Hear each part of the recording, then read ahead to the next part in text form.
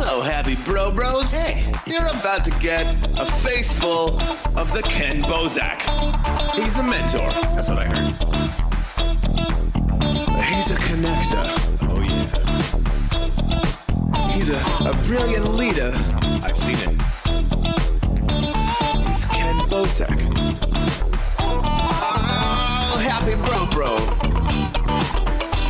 You gotta get some Bitcoin and hold it. Happy bros.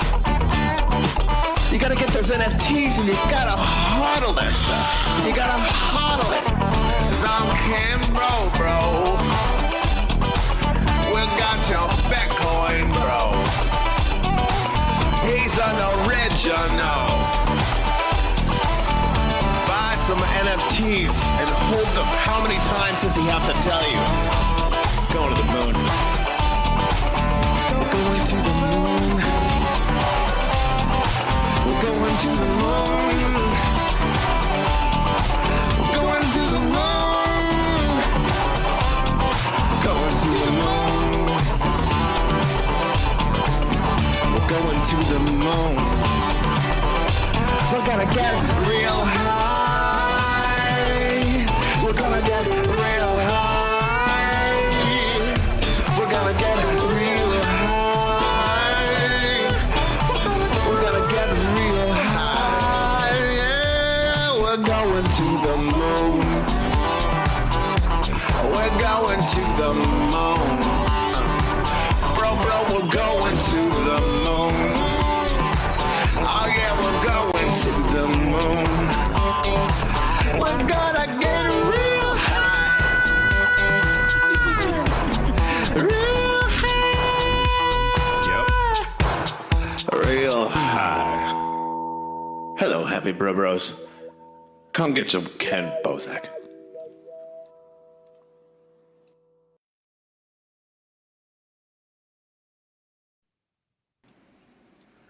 And we're live. How goes it? We're live. It goes. I'm good. Hello. Shout out to the chat. How goes it, everybody? Thanks for tuning in. Let me go ahead. Chat. Oh, look at that heart right on the palm. That's what I do. I was actually debating on getting a diamond tattooed on my palm so I could have diamond hands. Do that. Oh my gosh. Nice. Do that, please. I want to play this video real quick to introduce our guest today, Sam J. I got your pinned tweet up. I wanted to play, if that's okay with you. It's your content. The 1 minute. Yeah, go for it. Thank you. Here we go. Here is the intro to our guest. Check out their gallery in AR. Hi. So we're in my studio, which is now turned into All right. There my we gallery. go. It's playing for if the audience. you are watching this video, then you probably have seen a few of my sneak little teasers. Oh, you know what? I always forget to do this. Let me try, right, to do it the right way. Nathan, you should always remind me to share my screen. Oh, I've gotten good at seeming fascinated and also just staring at nothing. There we But go. yeah. Now you can Today, see what they I'm can going to talk see. about what we have here on display Okay, cool. and what we have Nice. to offer. Don't judge me. I'm using my phone as a microphone. I fucking love that First person. up, we have the blue head. Now, I know you've heard of blue balls, but now you have blue head. Now you can get some head without having to deal with all the emotional baggage. Just a cute little pink background. Sign As me you up. can see, this head Yeah. has great technique. It never stops moving up and down. Now follow me. Let's go to the next one. So now we've arrived at the white head. Also viewable in Decentraland, all of these faces come with matching paintings. Get these designs right on a canvas in your own home. Where in Decentraland, you ask? The Super Rare Museum right outside the front doors. So I wanted to pause that right there because, you know, I had a question after I heard that was, so if I were to purchase the blue head or the white head or one of these, it comes with a physical canvas I can hang up in my, like, real house? Yeah, so it actually, the whole gallery is the file that's going to be minted on Super Rare. So like the whole thing. You can't really necessarily see it in like this video, maybe a little bit when it goes to the Decentraland section. I show a bit what it looks like in Decentraland. And I have another video that I put out a bit prior to this one. Like, I don't know, it's such kind of like crazy project. It's really hard to describe in like one tweet or one announcement or one video. But basically it's like a full 3D. Yeah, so here you can see it's a full 3D like gallery as one piece, and that will be minted on Super Rare as the interactive 3D model. Wow, so this And is one NFT though. Like all of these heads are yes. one NFT. Yeah. What So, inspired you to go in this most of my- direction? That is so unique and original. I don't think I've seen anybody go and release art as an NFT in this fashion. Yeah, well, I've done like a lot of sort of like makeup and fashion and sort of like drag related videos before, and like NFTs and stuff on Super Rare. And my first couple pieces on Super Rare were sort of based around this idea of having like 3 different looks, because then it added like a bit more, I don't know, just like expression and like content to the videos. And sometimes I would just focus on one thing. Like there's a few projects that I did like 3D printed models that I made, and so I would just focus like really on that one look. Or yeah, anyway, so I kind of had this reputation, I guess, of doing multiple sort of projects in one NFT and kind of presenting them in a unique fashion, whether that be like usually I guess a video. But for my last video, I figured out how to 3D scan in my head in drag, and then I created a 3D drag version of myself. And so after, and that was back in April, so it's been a while since my last project. And coming back, I was just really trying to figure out like how to get started on a project again, like what ideas did I have, like, I don't know, get the creative juices flowing again. And I had a few ideas for AR, and I was just sort of messing around with them, and like it just sort of happened to fall into place. Like it just worked the way, all of these separate ideas that I had kind of just like fit together. And this sort of style of like very non-objective, like graphic shape painting sort of, I've been doing for a really long time, even before I got into NFTs. And like while I was in art school, it's like really inspired by 1910s, 1920s modern art movements in Western Europe and Russia. I can get into that like more later, but it doesn't really matter for the sake of the project. But anyways, I had this like style of painting I was doing. I've done it as like murals in parts of Amsterdam where like street art is legal, so you can just go and graffiti. It's really fun. And I've sold that as an NFT for charity before. I've done some paintings on like glass panels, which is also really fun in like a similar style. And that was actually like my second NFT that I ever sold. And I've done some animations in this style for collaborations with digital fashion brands and digital acts. So I wanted to incorporate that into my makeup. And I also really, that style for me kind of like originates within like the physical world, like drawings, paintings, screen prints, stuff like that. And I wanted to, I really love to ship physicals with my project. This is a really long-winded answer, I'm realizing. But no, all of my perfect. videos that I've done come with like video displays from Infinite Objects. So I really like to send physicals, and I'm like, well, I can't do a video display if it's an AR piece. So I was just really, trying to come up with ways that I could, expand this project into more than just like a 3D model. And I was like, well, these makeup looks are inspired by my painting. So it would be really, really cool if I then created paintings about these designs as well. And it would like really be full circle. And then I also was able to work with the team at Super Rare to have it in their DCL museum, or like right outside it, which you saw in that video. And I think that's really fun too, because the AR shareable link and like QR code that I was able to make with this app called Scavenger, but the end is AR. I think you need so iOS like Scavenger, for the that, word, right? but then it ends in AR instead of ER. It's a cool app. You guys should definitely check it out if you're any artist watching. Like, it's really easy to set up any. What? Oh, I'm sorry. Yeah, it looked like there was an internet lag. I was curious. Don't you need an iPhone for that? Yeah, so that was the reason why I wanted to put it in Decentraland as well, because that app is only iOS. And I've done some things in Clubhouse before, and people always complained about how Clubhouse was iOS. And also, I just wanted to bring my piece to more people and like have sort of an event where we could have like a release party and during the weekend that Nifty Pride was sort of planning and curating, because Nifty Pride has a lot of events within the metaverse as well. In like crypto voxels, they have a bunch of stuff planned that whole weekend. And so I was also in talks with them, and I thought like, well, this is, I can bring this model into Decentraland. Like, let me see if I can get it in the Super Rare Museum. Like, that would be sick. We could put it in the event calendar with Nifty Pride, and everything like worked out pretty well. And that's kind of how like the conception of this project came together. It just started with like a bunch of techniques that I've done in the past, like with this design style and the paintings and the 3D scan of the heads, and also like that 3D style. I've done like, I don't know, a lot. I like to have that kind of curved background to make it look like a photo wall. Like Yeah, I seen that exactly, like that, like the whiteboard background kind of a thing. Like, yeah.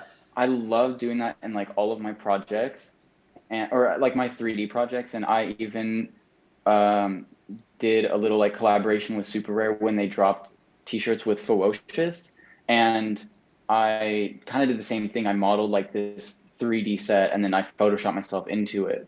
So that was also like a sort of precursor element, and that was like back in December. So I'm bringing all of these things into this project, and like, yeah, it worked out really well. So you weren't taking 2 months off just to do nothing. You've been plotting for like 2 months. Yeah, well, yeah, it's been a long. Oh, longer than that, then I guess. Yeah, I don't, dude. I was just like, wait, you said in December. It is definitely not 2 months. It's been, but you said April was the last time you did an NFT launch, right? Mm-hmm. Yeah, so it's only been a few months. Yeah, it hasn't been like too long, and it was also like in a really slow period. So I was definitely glad I was able to take off, and I think it's also exciting to have that period and then like really go in a completely different direction, because and I don't think very many people are doing AR pieces, even though you can mint them on Super Rare. Like, I think that's a really cool feature as well. Like, it's so accessible, and I think people should check it out. Feel free to DM me if you have any questions about it. It's not too far off from like regular 3D stuff. It's not like that much more difficult. Well, the art that you're building in that sense is sort of like made for future, right? Like a lot of the stuff that you're building in the type of like AR style could be, pretty easily and seamlessly incorporated into things like video games or music videos or other like virtual environments. Not so much like centralized to like Decentraland or Super Rare, but those file formats, they could be used in a lot of different environments. So I think like a lot of that, like what you're talking about, people like should be doing more AR art, is because in the next 5 to 10 years, that's going to be where everyone's at. That's where it's like, it's not there yet, but you're preparing your art for that like metaverse playground now. And I feel like a lot of artists should be experimenting with AR more. And I love that you're making it fun. It's not, it is serious along the sense of like the tone and the message you're trying to get across, but it just does seem like you're having much more fun trying to get that serious message across than other directions people have taken to get the same message across, right? And it's inspiring. I'm curious, have you had other artists or trans advocates reach out and see how they can get involved in art and NFTs to like sort of support the project? I don't know. I've done a lot of like proactive outreach. So I've DM'd like a lot of the people who have purchased my art in the past already, or people who are like big patrons of artists on Super Rare that are just like mutual followers of mine, because I actually like finished this project like a couple weeks ago, like 2 weeks ago, in order to then like send it to a bunch of publications and reach out to people. So that's kind of what I've been doing for the last 2 weeks. So anybody who was maybe curious about it has probably already gotten a DM from me being like, hey, what's up? You should check out this project I'm working on. Like, it's going to be really, really cool. Because I'm really excited about it. I'm also really impatient, which, you know, for better or for worse. So I just like cold call people in DMs, just like constantly spamming. Sort of how we met. But I don't feel. Yeah, no, exactly. Like somebody just like somebody That was who's a mutual follower 3D of Douglas. My bro tagged me. I saw that, and that's how we met from Yeah. 3D. Yeah, and he DM'd me just saying like, you should reach out to this guy who has a podcast, and then it just worked out. So I'm happy to be here. Like that's just how things happen. You just have to, shoot your shot, see what happens. So this is launching on the 26th, right? Sorry, Nathan. My bad. What were you saying? No, I was gonna say. I mean, I see some interesting parallels here. The way you're approaching these things, you view yourself as an innovator, both socially and artistically, because the way that you're even promoting your drop, I think, is very, very cool. You're doing a lot of things that are true to yourself that are also very marketable. You know, like, does it feel like you're innovating the space a little bit? I don't know. I don't know. I mean, for me, like I view NFTs and like this opportunity is so like liberating and freeing, because I started doing, art and design when I was like going into high school, and I'm turning 23 now. So it's been like almost a decade. And the whole time I went, and then I had the luxury to go to art school, and the whole time for like 8 fucking years, I was just waiting for somebody else to maybe recognize my potential or see that I was creative in a way and like give me a chance or something like that. And I was so like bored and tired of being a student and like waiting for people to give me the opportunities. So now with NFTs, I'm like, fuck it, like we're going all in. Like I see that Super Rare lets you mint 3D files. I'm gonna try it out. I'm gonna see what that's like. I'm not gonna wait for somebody to explain it to me. Like I think it really comes from having to, spend the last 10 years of my life like growing up knowing I wanted to do all this cool shit and not being able to. So I think that's like my main factor in terms of like, I guess, innovation. I guess that's what you call innovation, but it's never like, oh, how can I do something that's never been done before? Like I was talking to a tattoo artist that packaged like their NFT with a tattoo, like a real tattoo that they did on someone. And they're like, oh, this is the first tattoo NFT, whatever. And I had a conversation with them. I was like, well, not really. And like also, especially in the NFT space, you shouldn't try to label your stuff as first, because it's probably not. But like I do think what they did was really, really cool actually. And yeah, so I think my concern isn't to necessarily innovate, but just to like have fun, experiment, create opportunities for myself, like see what opportunities are available and like try things out. I'm minting on Super Rare now, but I started on Rarible, I started on OpenSea, and I was just excited to start getting NFTs out. And I think I recommend people do that now with platforms like HEN on the what is it? Tezos? Oh, Tezos, yeah. Tezos, yeah. Like that whole blockchain is like doing really well, and I see a lot of my friends like experimenting there and having the freedom there.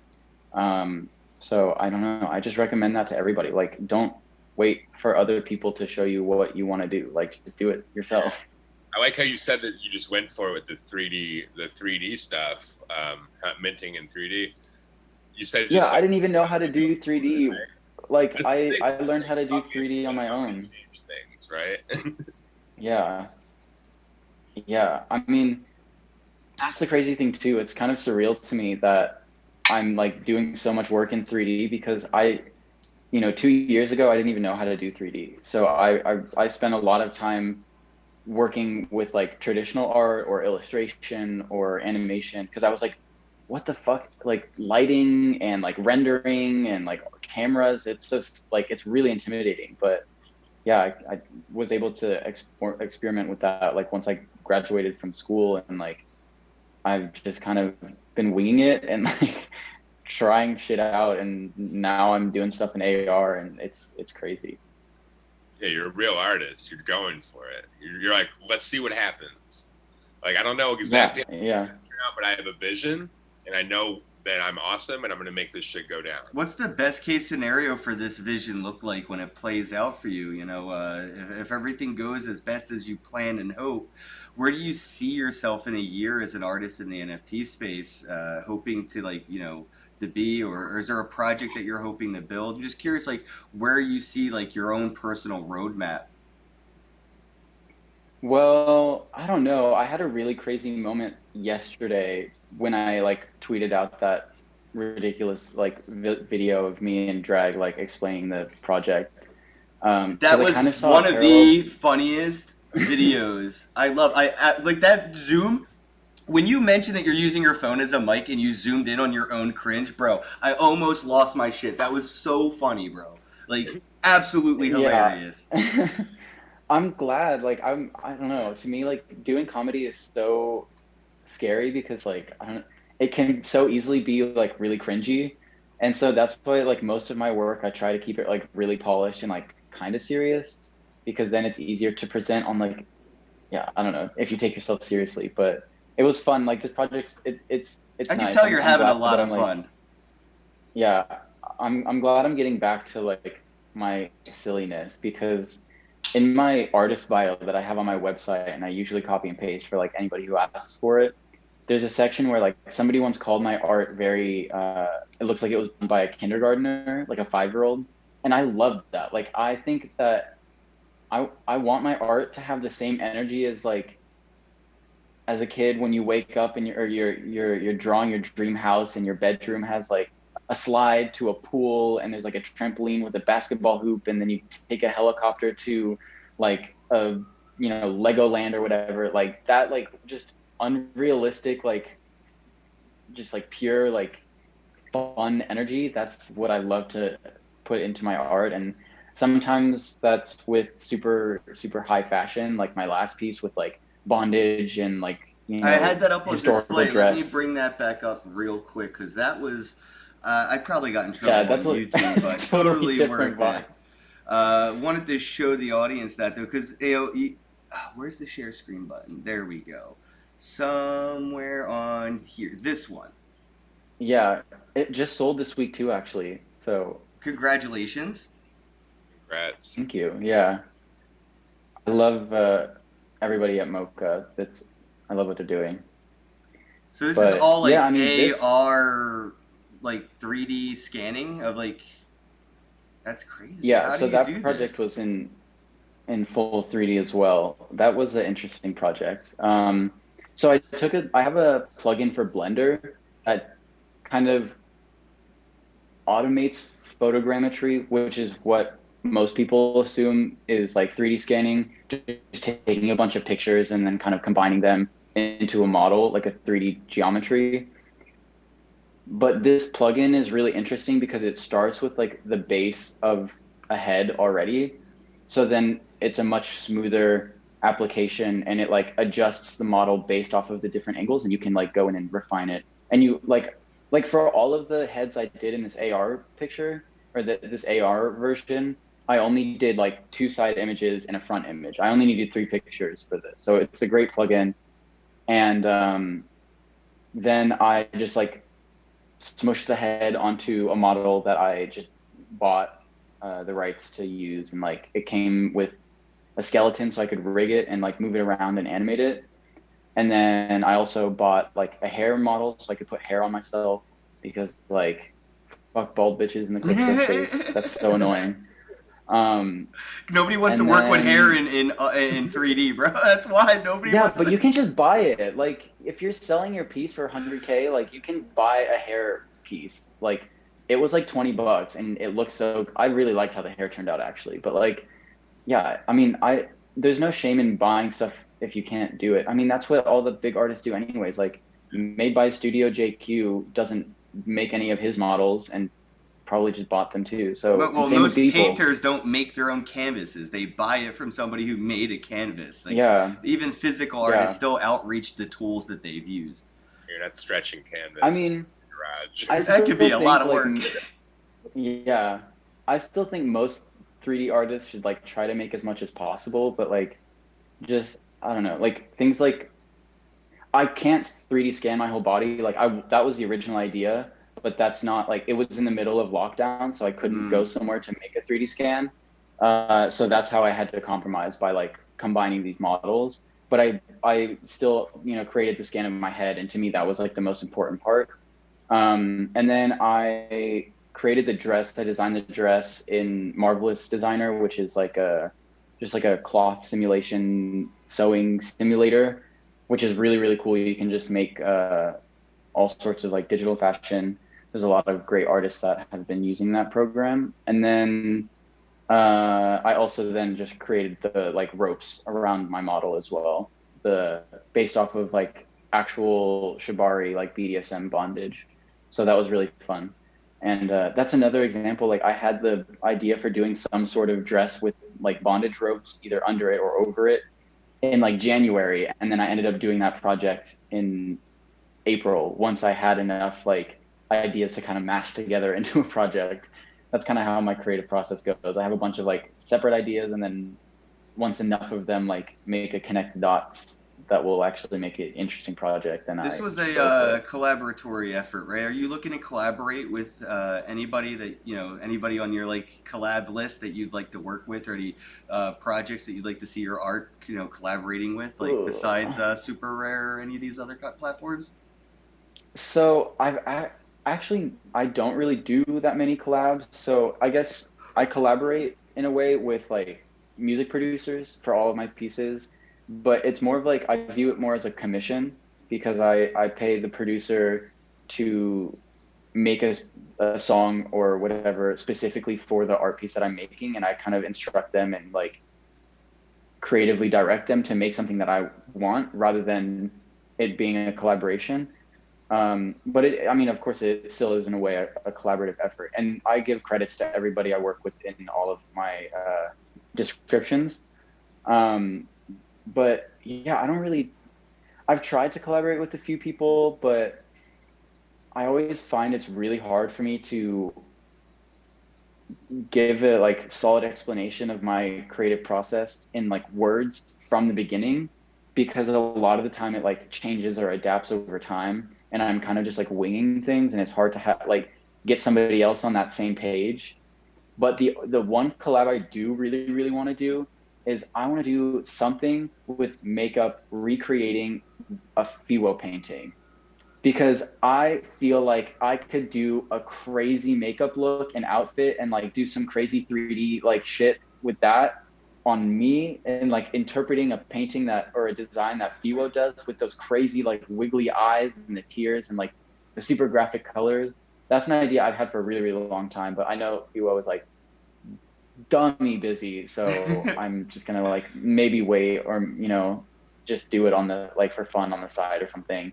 But like that's the one official collab that I would love to do. But I've tried to reach out to people and collaborate, but it never really comes through. It's always, and like there's never bad blood, but it's just like difficult for me to try to, you know, level with other artists, because yeah, I don't know, but could be fun. I got you. Yeah, there's a few artists that musicians that I know Nathan knows that might be able to, you know, if you're interested, work on some of these as well. But yeah, I think, you know, that's an interesting observation, is to see like, you know, graphic designers working with audio designers, like coming together to make one piece of art. And that, I mean, that's always been a thing. Like we've, you know, the music videos of MTV, like the band didn't make the music video, they made the music. Somebody made the video for them, but it was still the band's music video. And I feel like NFT space is going to start to see that level of either, you know, commission collaboration or just like chaos collaboration, where, you know, a musician may see the art that you made and dub over it and make their own music to go with that art on their own reconnaissance. Also in the fashion space, you know, in the way that fashion relates to art and NFTs, I think that music is kind of necessary to help sell. Oh, absolutely. But, you know, like you can't just have like, I don't know, if you're doing a design of like a dress, for instance, like you can't just show the dress. You need a model and you need atmosphere. Yeah.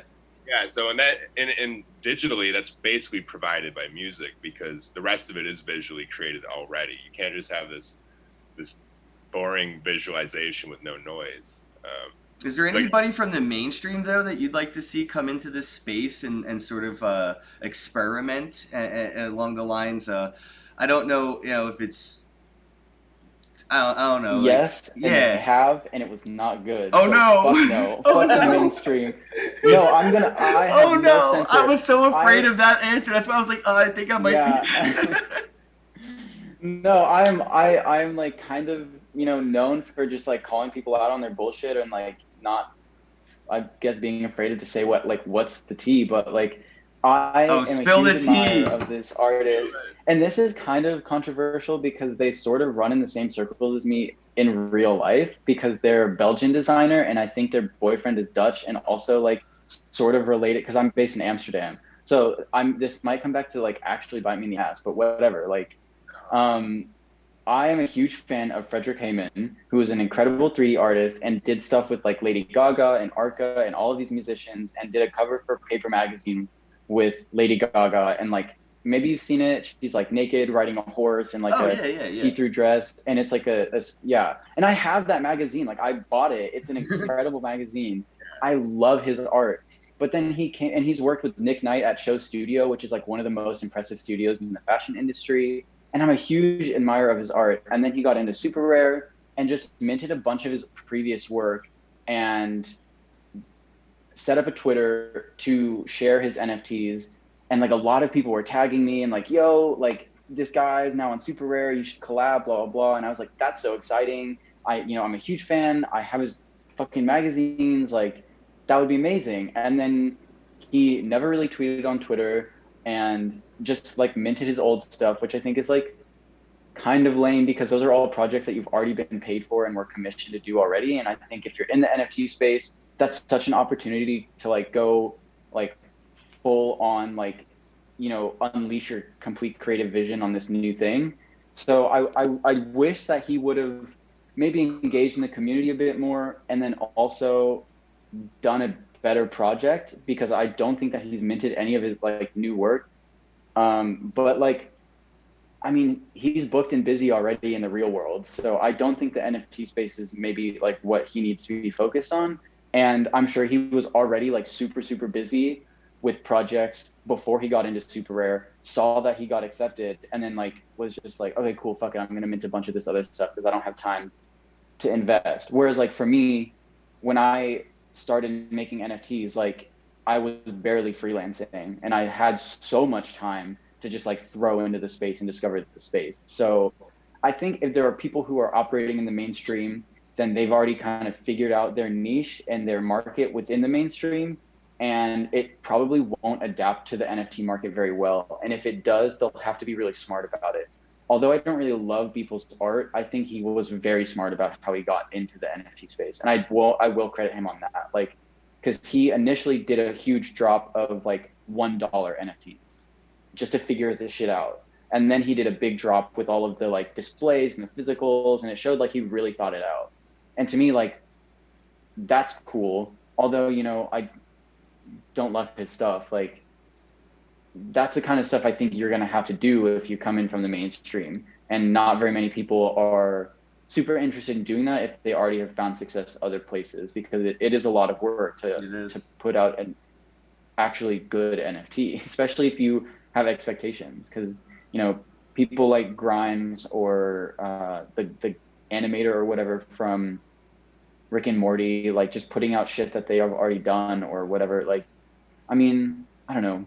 It's all very corny and cash grabby. So if people do come into the mainstream, like I hope that it's like, I don't know. I hope that they actually put some thought into it. But no, that was some sound advice though, right there. I hope everyone was listening. Yeah, definitely. And I agree with you on the Yeah. Beeple thing. I mean, I'm not like the biggest fan of the actual stuff, but I mean, I think it's good, obviously. But I'm more of a fan of just the way he's kind of carried out his plan, and the way he's kind of almost like fishing in a way. Like he's like trying this lure, this lure, this lure. All right, got something. Oh wait, and you're in Amsterdam, so let me just. Oh, yeah. Let's go. I mean, that's what everybody's doing in the NFT space. So that's what I did. Like when I was on Rarible, my first like 4 mints, one was like 3D animation, one was a painting, like I mentioned, one was like street art, one was like, I don't know, I was just trying a bunch of different shit and Same here. figuring out what happened. Like, let me just take a picture of this painting that I did like a year ago, and that's how I started basically, and then it evolved, and I started putting thought into it. But yeah. So the mainstream should just stay in their lane. What were you gonna say? So. I want to see Takashi Murakami come back in. I know he minted a collection on OpenSea, and people kind of like complained about it. I don't know the whole situation with that, but I wish that, like, because I know he also kind of got fucked over by the traditional art market, and like I would love to see him do NFTs because I feel like his style too could be really, really cool. So that's probably like everybody's answer because he's like everybody's favorite artist. He's the guy that does all the like rainbow flowers and like the graduation cover for Kanye West. Oh, okay. Yeah, Japanese guy. Yeah, that's what's so. Like the smiley face flowers with the rainbow around it, or the rainbow petals. Yeah. Actually, I could bring that up. I tried to bring up the one with Lady Gaga on the horse, but there was nothing that was gonna not get me in trouble. Yeah, it's yeah. So that piece is also an example of like a full body 3D scan. They had like a bunch of cameras around her and like they just did a bunch of photographs around her and stuff. Oh wow! Of course, his flower smiley face. His name's Takashi, right? Yeah. Yeah, his flower smiley face has been like everywhere. Yeah, people have made so many editions of it. It's hard to find. So I think I got the one.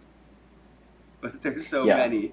Yeah. So he is as a NFT, I think. On so he's done a few stuff on NFTs. Like he's had some stuff on OpenSea even, and like I know he had to like file for bankruptcy. His studio had to file for bankruptcy in like 2019 or something, just because like that symbol became almost like synonymous with streetwear, and so brands were just ripping it off left and right. But he's been so iconic for like so many different reasons in the music industry, in the fashion industry, in the art industry. So I think he could benefit from NFTs and would be able to find a way to make it work. You've mentioned fashion a few times, and me and Nathan have actually had a few articles throughout like the past few months actually come across our podcast where high-end fashion, not just like fucking FUBU on the blockchain, but like Gucci purses going for more than their physical like counterparts. Outfits that are becoming interactive in the real world with augmented filters, where like the shirt that you're wearing now may look what it looks like, but if I were to put a filter on my like smart glasses, your shirt may be like a moving octopus like outfit from like some fashion week. So I'm curious, where do you see like digital fashion going in places like Decentraland, where people are walking around in their avatars? Like, do you have a few outfits that are digital that you wear in Decentraland? And do you think this may be like a thing where, people may end up spending like real money on high-end fashion that isn't physically, tangible, this non-tangible high-end fashion? Well, I always explain NFTs, like before NFTs were mainstream, like before 2021, I explained NFTs as like CSGO skins, but for art. And to me, like CSGO skins is kind of like, in a way, digital fashion, because that's like, there's trends, there's like hype beast items, like, it's like, what's the border of fashion? But I don't know. I think there's a lot of like, DCL has been opening up their limitations to who can mint wearables on their platform. And that's something I've wanted to do for a while. I've noticed like as of the past like week or two that it's, I think, like totally open now. I don't know, but I definitely want to get into that. Like there was a project that I did where I 3D modeled the ring and then I 3D printed it and like showcased that through video. And my intention was also to create that as a wearable in DCL, but it wasn't available because this was back in like January. So I might have to actually like retroactively go back and make some wearables to go with some of these pieces that I've, we're hoping to recreate, or Similarly, I did it like the follow-up project I did to that, actually, I did a 3D printed mask. And so I have a lot of these really cool like wearable items in real life that I've 3D printed. So I have 3D models for these pieces that I could so easily just throw into DCL. It's same with like the bondage and the dress from the PC to show, like those are 3D that I made in 3D. Like, so I think it'll depend on like where people can market their wearables, because I mentioned Digital Acts before, and they're working on like a global on-chain file format that can be like used in video games and metaverses and like across all platforms. And I think like once that, it sounds like a pipe dream, but if that happens and that works, like that's personally what I would be interested in, because like making a DCL wearable versus making something in the real world, I feel like I'd rather just do something in the real world because it would have more impact. And also like I wear a lot of crazy clothes. So the pieces that I make in 3D, I also would like to wear in real life. There's very few, and like doing drag, like there's no limitation on like how crazy we're going. So even my first piece on Super Rare, I made all the costumes for it. And compared to my last piece on Super Rare, I designed it in 3D. So I like both, but I'm not quite sold on digital fashion. I think it's really fun, and there are some great use cases for brands that already exist. Like Louis Vuitton has had skins in League of Legends since like 2017. And so it's not necessarily like brand new or exclusive to NFTs, but me personally, like I'm gonna wait until there's something that like really catches my eye to try and get into. I think maybe with DCL wearables, in the sense that I can make a physical to send to the collector, where they, you know, maybe there's like an NFC chip in there or like a QR code that links to also the DCL wearable. In that case, like maybe that would be cool, but it's not like quite there yet. Yeah, like a proof of purchase, you know, scan the receipt that says you bought this physical item to get the DLC, downloadable content of the digital wearable. And I think you touched on something very important a little into that is the industry standards that have yet to be developed that are kind of now just starting to get incentivized. We have, you know, like Star Wars has skins in Fortnite right now. Rick and Morty skins are in Fortnite. You can get, you know, I don't know, some crazy skins in like Call of Duty and stuff. Like these wearables have been a thing for a long time and are only getting bigger, but in a centralized way. Once they figure out that they could decentralize these digital articles of clothing and people could wear them in different games, and they could also accumulate secondary market transaction fees, that's just inevitable. And that's all what's inspiring that's industry standard for the file format, but we don't even have anything close to that yet. It could be a good decade before we have an industry file standard for like virtual wearables. Yeah, I don't know shit about Web3, but like once Web3 develops like some sort of global, like, you know, universal fashion file, that's going to be like the biggest serve of the fucking century. Because it's so weird to like, I was in art school with friends of mine that were like also designing skins for Dota 2 and like CSGO to enter into these competitions, because they would get like royalties from every, you know, case or pack that was bought. So that incentive, that market has existed for at least 5 years, if not a decade already. So it'll be like actually cracked once that happens. And like to see people like Digital Acts already working on it is really, really exciting. Yeah, I'm pretty hyped to be able to like, you know, use my Sam J, you know, wearable in Apex Legends and, you know, be able to list it for sale in the secondary market. And yeah, I think that we're not far from all this happening, because the amount of money on the table for the industry that does crack that code and set the standard, so huge. It's everybody's going to be, if they're not already fighting for it, they're going to be fighting for some industry standard, and they're just going to have to shake their heads and agree eventually. When that is, who knows? But I think when you mentioned like CSGO and stuff, that's sort of what really turned me on to NFTs before NFTs were NFTs. And that's when OP skins was a thing, and now it's wax. So OP skins with CSGO and those in-game skins, that's Wax now. They rebrand their new company. They do NFTs, and I think that's like, you know, the full circle is Wax kind of going back to that OP Skins vibe where we have those in game, but the companies want to keep everything centralized. Plus, we have a lot of these contracts that are signed, right? So, you know, companies like Fortnite and, you know, whatever, they're probably decade-long contracts, and they can't even experiment outside of like centralized skins with NFTs until those contracts are up and ready for renewal. But yeah. Epic Games go ahead. Sorry. is doing some pretty cool stuff, actually. Like they have the creator fund, or like some sort of like grant, the creator grant, where and like there's a digital fashion house here in Amsterdam called The Fabricant, which I've worked with as well. Like they're an awesome studio, and they're more focused on like the fashion side of things, like creating and designing just digital clothes and kind of subverting the fashion production industry, which sort of plays into NFTs. So they also do NFTs, but that's not like their main focus. But they got a huge grant from Epic Games. And so, you know, maybe not like Fortnite directly, but Epic Games is, you know, the conglomerate that runs Fortnite is reaching out to these companies and like looking for, you know, these solutions to problems that people don't even realize are existing. Yeah, they're getting ready for when they can experiment outside of whatever the bounds of contracts they've signed are.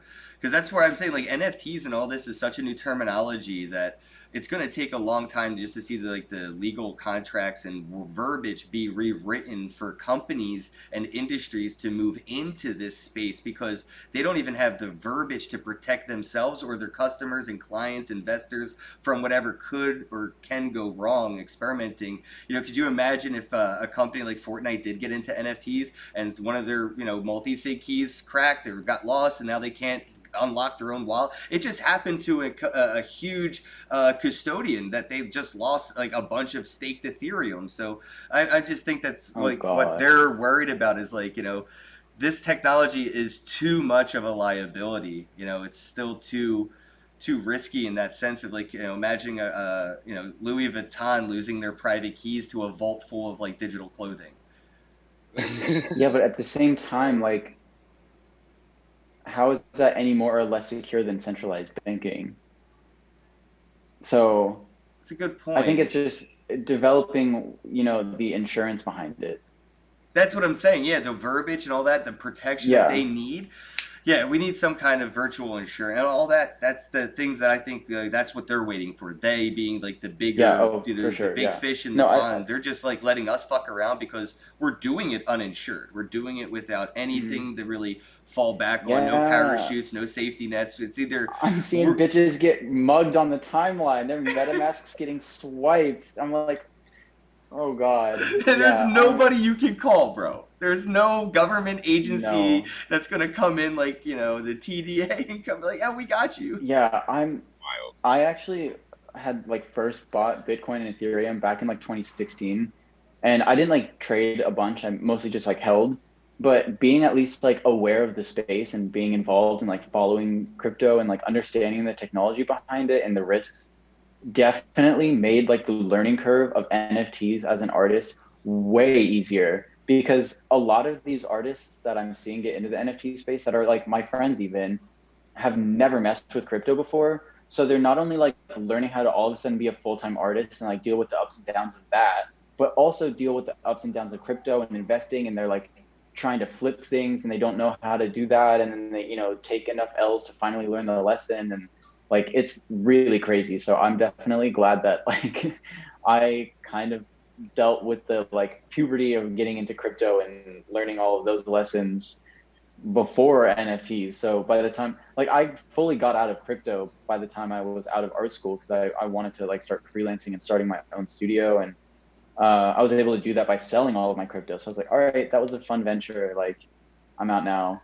And then all of a sudden now I'm completely back in with NFTs, but it just kind of felt full circle. It's still art. It is full circle for sure.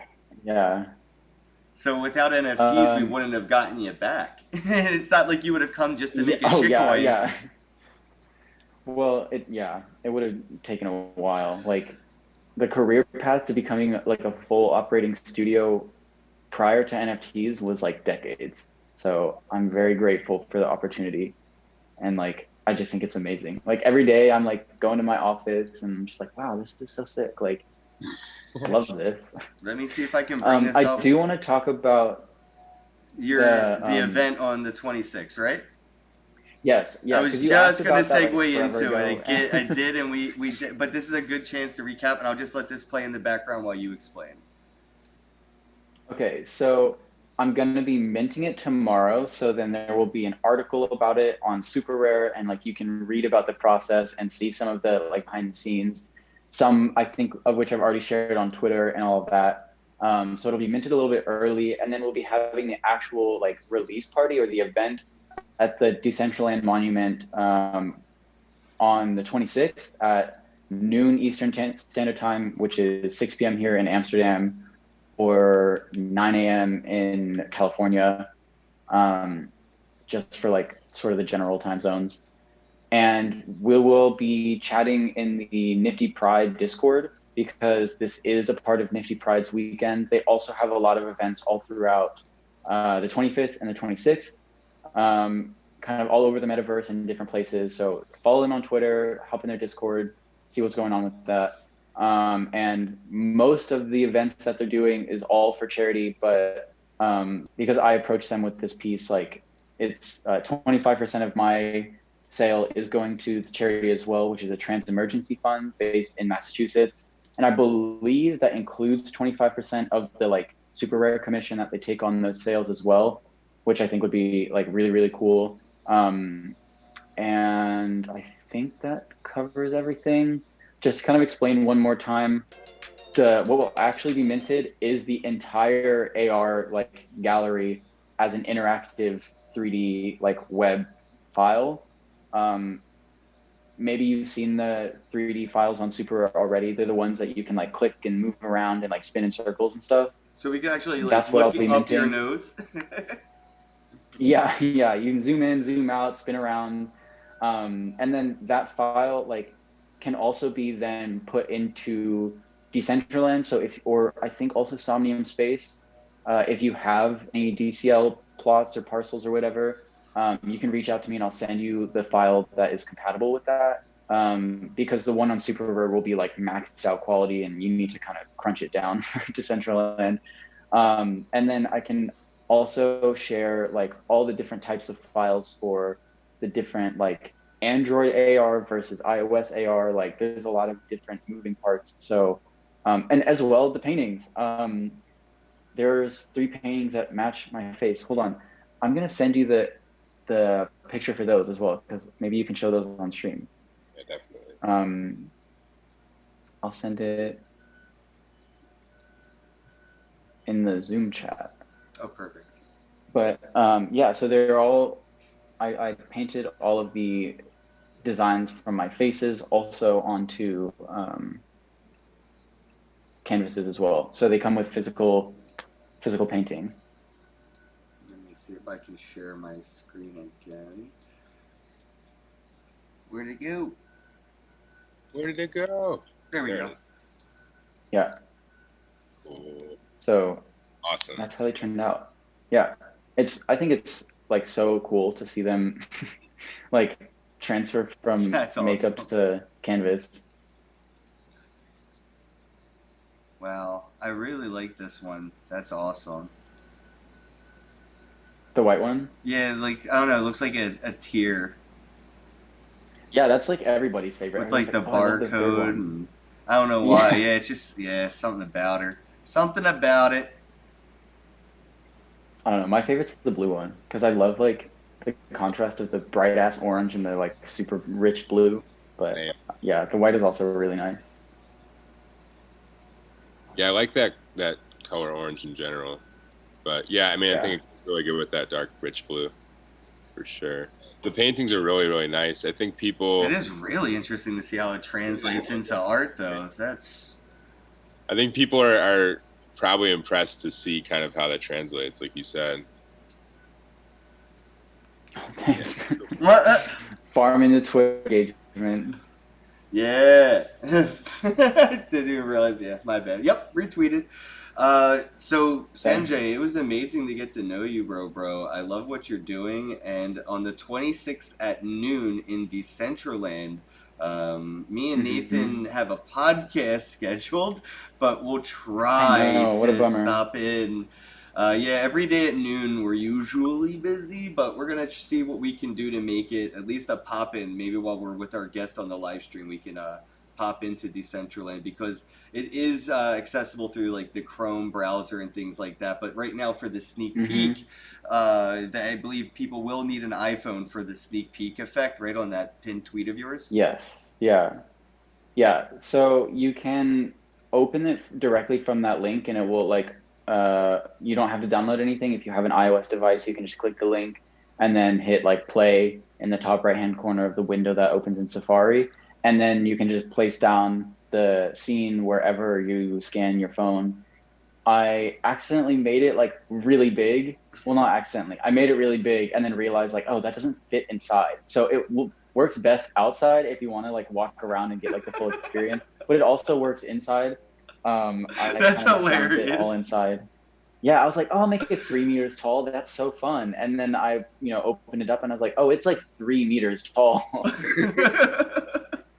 You have to go to the gallery. You have to go, and the Yeah. gallery is where you want it. So go find like a local dog park and go make Yeah. your gallery pop up. But yeah, you will need an iPhone. I tried to play with it. I can't because I have an Android. But if you have an iPhone, I definitely implore you, go and experiment with these new like augmented tools and toys that we have. Yeah, I believe once it's minted on Super Rare, it should be able It to will. be opened through the Super Rare app on any device. But I also, like I said, I work with music for all of my pieces, so I do have music playing if you open it up through the link on the tweet. But I mean, it's whatever. You could go to So, a gallery at a park near you. Just open your phone and Yeah. do it. Also, iPhone I gallery recommend- party, exactly. Yeah. I recommend trying out the Scavenger app if you haven't already, because like even if you only do 2D art, you can upload like your 2D art to it and it'll place it in 3D. You can add sound to it. You can add like location locking. So maybe if you have a physical in a real gallery showing somewhere, you can also make it like scan into AR and people can view it like even bigger on their screen or something. And it's not crypto and or have anything, it like locked right? to that location. It's not like No, it's not. It's just a No. centralized AR kind of like an app. Yeah, but they reached out to me and they've been super helpful, and like you can DM them if you have any questions. They're all about trying to get artists on their platform. So like I think that's always really exciting, and they've been like really, really helpful to me. So I'm sure if you like reach out to them with any inquiries about, getting your own art into AR, they'll be like more than willing to help. All right, guys, check it out in the pinned tweet for Sam J. It's in the title for the Twitter account. The website's right there in the title of the live stream as well. Thanks again. Hey, Nick Shepard, thanks for tuning in. 3D Douglas, thanks for the introduction to Sam J. Much appreciate you, bro. Katoshi Syndicate, thanks for tuning in. I love you. Angels G. Blowjob Token is in the chat. Said, great stuff. I love this. You're on the erectors, right? Yeah, I am the erector of Blowjob Tokens, so that's a thing. Nice. Shout out to David, how goes it, bro? Or Don's, how goes? The digital ass, he's here. Sabash in the chat. Wow, the chat was popping today. I really wasn't paying much attention to it. Sorry about that. Oh, I do want to bring something up that I thought was pretty crazy. Justin Casey, he said that there was there was a building that collapsed in Miami. Yeah, bro. You didn't hear about that? No, I woke What? up and I have all these people messaging me, "Are you okay?" And I don't know why. And then my chat was just like, "Dude, the building that collapsed. How far?" I'm like, "What are you all?" So apparently, a building collapsed in Miami, not far from me, in Dade. Where was it at? In Dade? Dade County. That's the Surfside? county that you're in Yeah. right now. Dude, it's like right there. So yeah, and the craziest That's part, crazy. it gets fucking crazier, bro. I was smoking right there, and I said, "How crazy?" And I said, "Sebastian, are you still in the chat?" Because I was talking to you. I said, how crazy would it be if a building just started to collapse like right now? What would, and it happened. I am so sorry if I manifested that. You cursed it. What the fuck? This is your fault. It feels very like my fault. If there's like, that's why I don't believe it really. Cause I'm like, I was sitting right there and I'm like, yo, how crazy would it be if a building just collapsed out of nowhere right now? And then a few hours later, a building collapses. You better punish yourself somehow to like kind of realize. So crazy, dude. You do something wild. The only reason I mentioned it was I saw Sebastian was in the chat, and who was it that mentioned that again? I thought it was his place. I saw it on the news. Casey mentioned it. It looked like his building almost. So Justin Casey says like what happened, and then the digital asset was there when I said what was going to happen. I was just like, wow, bro, totally wow. Sebastian could have caused that. It gives me the chills, dude. Like, I know that you mentioned it, you said it, but he's out there doing some mysterious things. He could have had a hand in there. And my mom's in the chat, and my mom said it's my niece's birthday, so happy birthday, Veronica. It's her 4th birthday. It's my sister's daughter. So happy birthday, Veronica. Love you, miss you. Digital Assets like, dude, it definitely happened. He said it. I was like, I know, you were there. All right, so I'm going to wrap things up. Go and check out Sam J on Twitter. It's in the title again. The website's there as well. And if you do open up your iPhone and set up that virtual gallery, do me a favor and send me a video or a photo of it with your Wax wallet. And if it's super cool, I'll send you a super cool NFT. Because I don't have an iPhone, so the only way for me to see is through my friend's eyes. Yeah. So now it's up to you guys to go out and experience the gallery and then send me pictures and videos of that so I can experience it through you vicariously. And I will reward you with NFTs and shitcoins. All right, I love you all. Have a day. I love you. Bye. Bye, guys. Thanks for having me. Thanks for being on the show, bro. As always, peace. Hello, happy bros. Hey, you're about to get a face full of the Ken Bozak. He's a mentor. That's what I heard. He's a connector. Oh, yeah. He's a brilliant leader. I've seen it. He's Ken Bozak. Oh, happy bro. You gotta get some Bitcoin and hold it. Happy bros. You gotta get those NFTs and you gotta hodl that stuff. You gotta hodl it. 'Cause I'm Ken bro. We got your Bitcoin, bro. He's an original. Buy some NFTs and hold them. How many times does he have to tell you? Going to the moon. We're going to the moon. We're going to the moon. We're going to the moon. Going to the moon. We're going to the moon.